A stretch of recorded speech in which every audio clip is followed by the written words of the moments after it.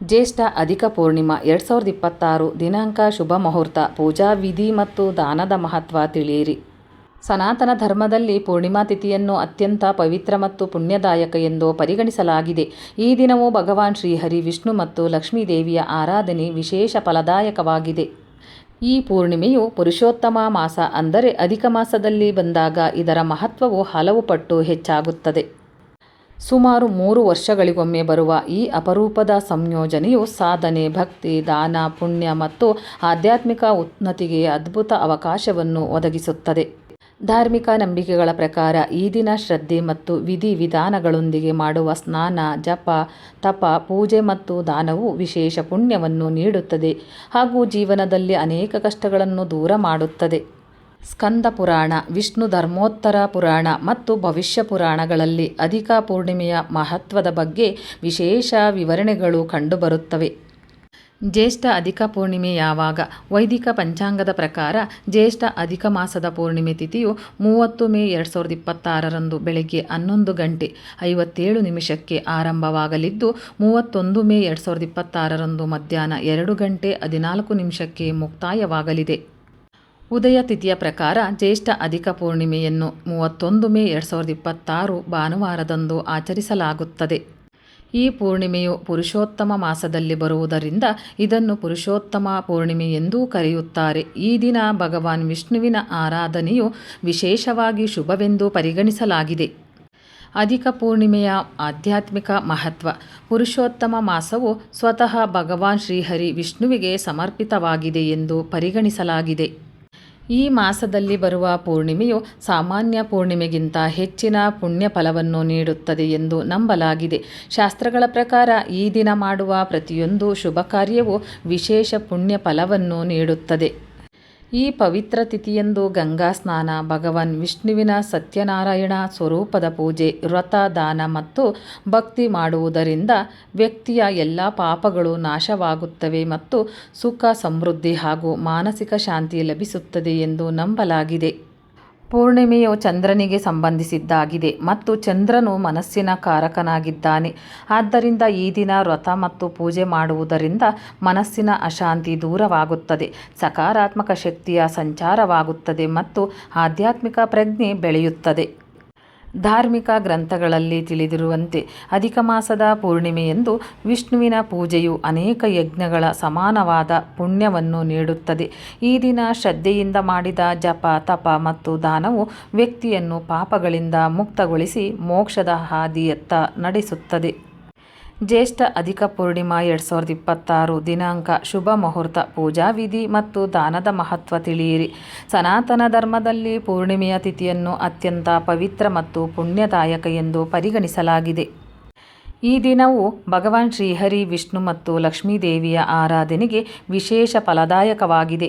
ಈ ಪೂರ್ಣಿಮೆಯು ಪುರುಷೋತ್ತಮ ಮಾಸ ಅಂದರೆ ಅಧಿಕ ಮಾಸದಲ್ಲಿ ಬಂದಾಗ ಇದರ ಮಹತ್ವವು ಹಲವು ಪಟ್ಟು ಹೆಚ್ಚಾಗುತ್ತದೆ. ಸುಮಾರು 3 ವರ್ಷಗಳಿಗೊಮ್ಮೆ ಬರುವ ಈ ಅಪರೂಪದ ಸಂಯೋಜನೆಯು ಸಾಧನೆ, ಭಕ್ತಿ, ದಾನ, ಪುಣ್ಯ ಮತ್ತು ಆಧ್ಯಾತ್ಮಿಕ ಉನ್ನತಿಗೆ ಅದ್ಭುತ ಅವಕಾಶಗಳನ್ನು ಒದಗಿಸುತ್ತದೆ.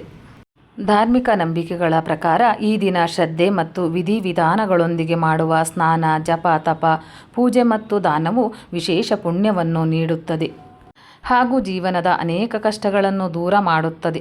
ಸ್ಕಂದ ಪುರಾಣ, ವಿಷ್ಣು ಧರ್ಮೋತ್ತರ ಪುರಾಣ ಮತ್ತು ಭವಿಷ್ಯ ಪುರಾಣಗಳಲ್ಲಿ ಅಧಿಕ ಪೂರ್ಣಿಮೆಯ ಮಹತ್ವದ ಬಗ್ಗೆ ವಿಶೇಷ ವಿವರಣೆಗಳು ಕಂಡುಬರುತ್ತವೆ. ಈ ಪೂರ್ಣಿಮೆಯು ಪುರುಷೋತ್ತಮ ಮಾಸದಲ್ಲಿ ಬರುವುದರಿಂದ ಇದನ್ನು ಪುರುಷೋತ್ತಮ ಪೂರ್ಣಿಮೆ ಎಂದೂ ಕರೆಯುತ್ತಾರೆ. ಈ ದಿನ ಭಗವಾನ್ ವಿಷ್ಣುವಿನ ಆರಾಧನೆಯು ವಿಶೇಷವಾಗಿ ಶುಭವೆಂದು ಪರಿಗಣಿಸಲಾಗಿದೆ. ಅಧಿಕ ಪೂರ್ಣಿಮೆಯ ಆಧ್ಯಾತ್ಮಿಕ ಮಹತ್ವ. ಪುರುಷೋತ್ತಮ ಮಾಸವು ಸ್ವತಃ ಭಗವಾನ್ ಶ್ರೀಹರಿ ವಿಷ್ಣುವಿಗೆ ಸಮರ್ಪಿತವಾಗಿದೆ ಎಂದು ಪರಿಗಣಿಸಲಾಗಿದೆ. ಈ ಮಾಸದಲ್ಲಿ ಬರುವ ಪೂರ್ಣಿಮೆಯು ಸಾಮಾನ್ಯ ಪೂರ್ಣಿಮೆಗಿಂತ ಹೆಚ್ಚಿನ ಪುಣ್ಯಫಲವನ್ನು ನೀಡುತ್ತದೆ ಎಂದು ನಂಬಲಾಗಿದೆ. ಶಾಸ್ತ್ರಗಳ ಪ್ರಕಾರ ಈ ದಿನ ಮಾಡುವ ಪ್ರತಿಯೊಂದು ಶುಭ ಕಾರ್ಯವೂ ವಿಶೇಷ ಪುಣ್ಯ ಫಲವನ್ನು ನೀಡುತ್ತದೆ. ಧಾರ್ಮಿಕ ಗ್ರಂಥಗಳಲ್ಲಿ ತಿಳಿಸಿರುವಂತೆ ಅಧಿಕ ಮಾಸದ ಪೂರ್ಣಿಮೆಯಂದು ವಿಷ್ಣುವಿನ ಪೂಜೆಯು ಅನೇಕ ಯಜ್ಞಗಳ ಸಮಾನವಾದ ಪುಣ್ಯವನ್ನು ನೀಡುತ್ತದೆ. ಈ ದಿನ ಶ್ರದ್ಧೆಯಿಂದ ಮಾಡಿದ ಜಪ, ತಪ ಮತ್ತು ದಾನವು ವ್ಯಕ್ತಿಯನ್ನು ಪಾಪಗಳಿಂದ ಮುಕ್ತಗೊಳಿಸಿ ಮೋಕ್ಷದ ಹಾದಿಯತ್ತ ಮುನ್ನಡೆಸುತ್ತದೆ. ಪೂಜೆ ವ್ರತದಿಂದಾಗುವ ಲಾಭಗಳು. ಜ್ಯೇಷ್ಠ ಅಧಿಕ ಪೂರ್ಣಿಮೆಯ ವ್ರತವು ಸುಖ, ಸೌಭಾಗ್ಯ ಮತ್ತು ಸಮೃದ್ಧಿಯನ್ನು ನೀಡುತ್ತದೆ ಎಂದು ನಂಬಲಾಗಿದೆ. ಈ ದಿನ ಭಗವಾನ್ ವಿಷ್ಣು ಮತ್ತು ಲಕ್ಷ್ಮೀದೇವಿಯನ್ನು ಆರಾಧಿಸುವುದರಿಂದ ಮನೆಯಲ್ಲಿ ಧನ, ಧಾನ್ಯ, ಐಶ್ವರ್ಯ ಮತ್ತು ಸುಖ ನೆಲೆಸುತ್ತದೆ. ಅವಿವಾಹಿತ ಕನ್ಯೆಯರು ಈ ವ್ರತವನ್ನು ಶ್ರದ್ಧೆಯಿಂದ ಆಚರಿಸಿದರೆ ಅವರಿಗೆ ಯೋಗ್ಯ ವರನು ದೊರೆಯುತ್ತಾನೆ ಮತ್ತು ಯುವಕರು ಈ ವ್ರತ ಮಾಡಿದರೆ ಅವರಿಗೆ ಸದ್ಗುಣಶೀಲ ಜೀವನ ಸಂಗಾತಿ ಲಭಿಸುತ್ತಾರೆ ಎಂಬ ನಂಬಿಕೆಯಿದೆ. ಈ ದಿನವು ಮಾನಸಿಕ ಶಾಂತಿ, ಕೌಟುಂಬಿಕ ಸುಖ ಮತ್ತು ಸಕಾರಾತ್ಮಕ ಆಲೋಚನೆಗಳಿಗೂ ಅತ್ಯಂತ ಶುಭವೆಂದು ಪರಿಗಣಿಸಲಾಗಿದೆ. ಧ್ಯಾನ ಮತ್ತು ಭಕ್ತಿಯಿಂದ ಮನಸ್ಸು ನಿರ್ಮಲವಾಗುತ್ತದೆ ಮತ್ತು ಜೀವನದಲ್ಲಿ ಆಧ್ಯಾತ್ಮಿಕ ಉನ್ನತಿಯ ಹಾದಿ ಸುಗಮವಾಗುತ್ತದೆ. ಜ್ಯೇಷ್ಠ ಅಧಿಕ ಪೂರ್ಣಿಮಾ ಪೂಜಾವಿಧಿ. ಈ ದಿನ ಮುಂಜಾನೆ ಬ್ರಹ್ಮ ಮುಹೂರ್ತದಲ್ಲಿ ಎದ್ದು ಸ್ನಾನ ಮಾಡಿ, ಸಾಧ್ಯವಾದರೆ ಪವಿತ್ರ ನದಿಯಲ್ಲಿ ಅಥವಾ ಗಂಗಾಜಲ ಬೆರೆಸಿದ ನೀರಿನಲ್ಲಿ ಸ್ನಾನ ಮಾಡಿ. ಸ್ನಾನದ ನಂತರ ಶುಭ್ರವಾದ ಬಟ್ಟೆಗಳನ್ನು ಧರಿಸಿ ಮತ್ತು ಮನೆಯ ಪೂಜಾ ಸ್ಥಳ ಹಾಗೂ ಮಂದಿರವನ್ನು ಸ್ವಚ್ಛಗೊಳಿಸಿ. ಪೂಜಾ ಸ್ಥಳದಲ್ಲಿ ಮಣೆಯ ಮೇಲೆ ಕೆಂಪು ಅಥವಾ ಹಳದಿ ಬಣ್ಣದ ಬಟ್ಟೆಯನ್ನು ಹಾಸಿ ಭಗವಾನ್ ವಿಷ್ಣು ಮತ್ತು ಲಕ್ಷ್ಮೀದೇವಿಯ ಪ್ರತಿಮೆಯನ್ನು ಪ್ರತಿಷ್ಠಾಪಿಸಿ. ನಂತರ ಧೂಪ, ದೀಪ, ಹಳದಿ ಹೂಗಳು, ತುಳಸಿ ದಳ, ನೈವೇದ್ಯ ಮತ್ತು ಹಣ್ಣುಗಳನ್ನು ಅರ್ಪಿಸಿ. ತುಪ್ಪದ ದೀಪಗಳನ್ನು ಹಚ್ಚಿ ಭಗವಾನ್ ವಿಷ್ಣುವಿನ ಆರತಿ ಮಾಡಿ ಮತ್ತು ವಿಷ್ಣು ಸಹಸ್ರನಾಮ ಅಥವಾ ವಿಷ್ಣು ಚಾಲಿಸವನ್ನು ಪಠಿಸಿ ಓಂ ನಮೋ ಭಗವತೆ ವಾಸುದೇವಾಯ ಮಂತ್ರವನ್ನು ಜಪಿಸಿ. ಪೂಜೆಯ ನಂತರ ಶಕ್ತಿ ಅನುಸಾರ ದೀನದಲಿತರಿಗೆ, ಅಸಹಾಯಕರಿಗೆ, ಬಡವರಿಗೆ, ಬ್ರಾಹ್ಮಣರಿಗೆ ಮತ್ತು ಅಗತ್ಯವಿರುವವರಿಗೆ ಭೋಜನ, ಅನ್ನ, ವಸ್ತ್ರ ಮತ್ತು ಹಣವನ್ನು ದಾನ ಮಾಡಿ.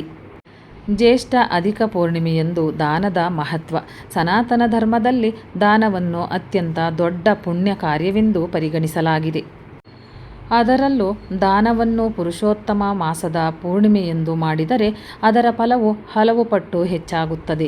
ಈ ದಿನ ಮಾಡಿದ ದಾನವು ಭಗವಾನ್ ವಿಷ್ಣುವಿನ ಕೃಪೆಯನ್ನು ಒದಗಿಸುತ್ತದೆ ಎಂದು ಶಾಸ್ತ್ರಗಳಲ್ಲಿ ಹೇಳಲಾಗಿದೆ.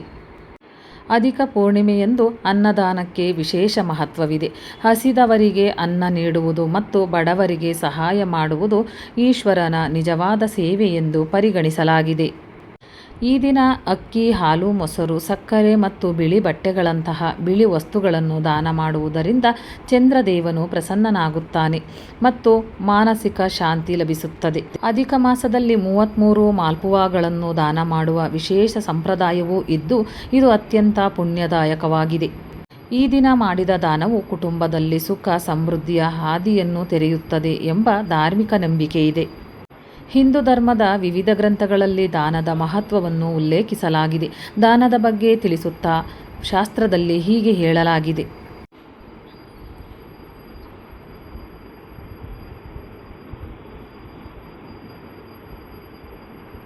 ಅಂದರೆ ಉತ್ತಮವಾದ ಹೊಲದಲ್ಲಿ ಬೀಜ ಬಿತ್ತಬೇಕು ಮತ್ತು ಯೋಗ್ಯರಿಗೆ ಹಣವನ್ನು ನೀಡಬೇಕು. ಉತ್ತಮ ಕ್ಷೇತ್ರದಲ್ಲಿ ಬಿತ್ತಿದ ಬೀಜ ಮತ್ತು ಸತ್ಪಾತ್ರರಿಗೆ ನೀಡಿದ ದಾನವು ಎಂದಿಗೂ ವ್ಯರ್ಥವಾಗುವುದಿಲ್ಲ. ಗಿಡ ಮರಗಳನ್ನು ನೆಡುವುದಕ್ಕೆ ವಿಶೇಷ ಮಹತ್ವ. ವಿಷ್ಣು ಧರ್ಮೋತ್ತರ ಪುರಾಣದ ಪ್ರಕಾರ ಪುರುಷೋತ್ತಮ ಮಾಸದಲ್ಲಿ ಗಿಡ ಮರಗಳನ್ನು ನೆಡುವುದರಿಂದ ಅಶ್ವಮೇಧ ಯಜ್ಞದ ಸಮಾನವಾದ ಪುಣ್ಯ ಲಭಿಸುತ್ತದೆ. ಆದ್ದರಿಂದ ಅಧಿಕ ಪೂರ್ಣಿಮೆಯಂದು ಅಶ್ವತ್ಥ, ಆಲ, ಹತ್ತಿ, ತುಳಸಿ, ನೆಲ್ಲಿ, ಬಿಲ್ವ, ಅಶೋಕ ಮತ್ತು ಕದಂಬದಂತಹ ಪವಿತ್ರ ವೃಕ್ಷಗಳನ್ನು ನೆಡುವುದಕ್ಕೆ ವಿಶೇಷ ಮಹತ್ವ ನೀಡಲಾಗಿದೆ. ಈ ವೃಕ್ಷಗಳನ್ನು ಭಗವಾನ್ ವಿಷ್ಣುವಿನ ಸ್ವರೂಪವೆಂದು ಪರಿಗಣಿಸಲಾಗಿದೆ. ಇವುಗಳ ನಾಟಿ ಮತ್ತು ಸಂರಕ್ಷಣೆಯಿಂದ ಪರಿಸರ ರಕ್ಷಣೆಯ ಜೊತೆಗೆ ಆಧ್ಯಾತ್ಮಿಕ ಪುಣ್ಯವೂ ಪ್ರಾಪ್ತಿಯಾಗುತ್ತದೆ. ಈ ವಿಷಯಗಳ ಬಗ್ಗೆ ಗಮನವಿರಲಿ. ಪೂರ್ಣಿಮೆಯ ದಿನ ತಾಮಸಿಕ ಆಹಾರದಿಂದ ದೂರವಿರಿ ಮತ್ತು ಸಾತ್ವಿಕತೆಯನ್ನು ಅಳವಡಿಸಿಕೊಳ್ಳಿ. ಯಾರೊಂದಿಗೂ ವಿವಾದ ಮಾಡಬೇಡಿ ಅಥವಾ ಕಠೋರ ಮಾತುಗಳನ್ನು ಆಡಬೇಡಿ. ಮನಸ್ಸಿನಲ್ಲಿ ಸಕಾರಾತ್ಮಕ ಆಲೋಚನೆಗಳನ್ನು ಇಟ್ಟುಕೊಳ್ಳಿ ಮತ್ತು ಹೆಚ್ಚಿನ ಸಮಯವನ್ನು ದೇವರ ಸ್ಮರಣೆ ಹಾಗೂ ಭಜನೆ, ಕೀರ್ತನೆಗಳಲ್ಲಿ ಕಳೆಯಿರಿ. ಮನೆ ಮತ್ತು ಮಂದಿರದ ಸ್ವಚ್ಛತೆಯನ್ನು ಕಾಪಾಡಿ ಹಾಗೂ ಅಗತ್ಯವಿರುವವರಿಗೆ ಖಂಡಿತವಾಗಿಯೂ ಸಹಾಯ ಮಾಡಿ. ಜ್ಯೇಷ್ಠ ಅಧಿಕ ಪೂರ್ಣಿಮೆಯ ಪವಿತ್ರ ಸಂದರ್ಭದಲ್ಲಿ ಸೇವೆ ಮತ್ತು ಸಹಕಾರ ನೀಡಿ. ಪೂರ್ಣಿಮೆಯ ಈ ಪವಿತ್ರ ಸಂದರ್ಭವು ಮಾನವ ಸೇವೆ ಮತ್ತು ಕರುಣೆಯ ಸಂದೇಶವನ್ನು ನೀಡುತ್ತದೆ. ಹಸಿದವರಿಗೆ ಅನ್ನ ನೀಡುವುದು, ಅಸಹಾಯಕರಿಗೆ ಆಸರೆಯಾಗುವುದು ಮತ್ತು ಅಗತ್ಯವಿರುವವರಿಗೆ ಸಹಾಯ ಮಾಡುವುದೇ ನಿಜವಾದ ಧರ್ಮ ಎಂದು ಸನಾತನ ಪರಂಪರೆಯಲ್ಲಿ ನಮಗೆ ತಿಳಿಸಲಾಗಿದೆ. ಜ್ಯೇಷ್ಠ ಅಧಿಕ ಪೂರ್ಣಿಮೆಯ ಈ ಪುಣ್ಯಕರ ಸಂದರ್ಭದಲ್ಲಿ ನಾರಾಯಣ ಸೇವಾ ಸಂಸ್ಥಾನದ ದೀನದಲಿತ, ಅಸಹಾಯಕ ಮತ್ತು ದಿವ್ಯಾಂಗ ಮಕ್ಕಳಿಗೆ ಅನ್ನದಾನ ಮಾಡುವ ಸೇವಾ ಕಾರ್ಯದಲ್ಲಿ ಸಹಕರಿಸಿ ಮತ್ತು ಭಗವಾನ್ ಶ್ರೀಹರಿಯ ಕೃಪೆ ಹಾಗೂ ಆಶೀರ್ವಾದವನ್ನು ಪಡೆಯಿರಿ.